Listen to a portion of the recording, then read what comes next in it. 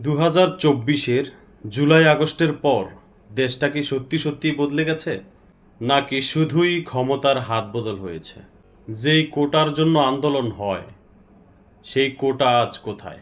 সাধারণ শিক্ষার্থীরা পড়ালেখা শেষ করে আজ চাকরি পাচ্ছে না, কোটার জায়গায় কোটা রয়ে গেল। এবং যারা জুলাই জঙ্গি আন্দোলনে যুক্ত ছিল তাদের বিশেষ সুবিধা দিয়ে অনেক মেধাবী শিক্ষার্থীর চাকরি তারা লুফে নিচ্ছে।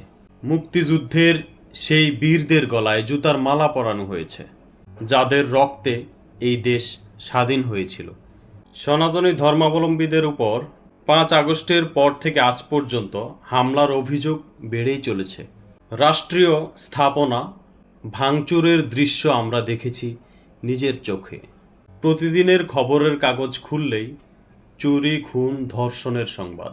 সাধারণ মানুষ হাঁপিয়ে উঠছে দ্রব্যমূল্যের চাপে, আর শিশুরা মরছে হামের মতো রোগ প্রতিরোধযোগ্য রোগে। এই প্রশ্নগুলোর জবাব কে দেবে? দেশ আজ একটা স্থিতিশীল নেতৃত্বের অপেক্ষায়। আজ বাংলাদেশের জনগণের মুখে একটাই শব্দ, তা হলো শেখ হাসিনার প্রত্যাবর্তন। আজ জনগণ বুঝতে পেরেছে শেখ হাসিনার বিকল্প বাংলাদেশে আর কেউ নেই। তাই নেত্রী শীঘ্রই দেশে ফিরছেন, এটাই চূড়ান্ত। জয় বাংলা, জয় বঙ্গবন্ধু, জয় হোক শেখ হাসিনার।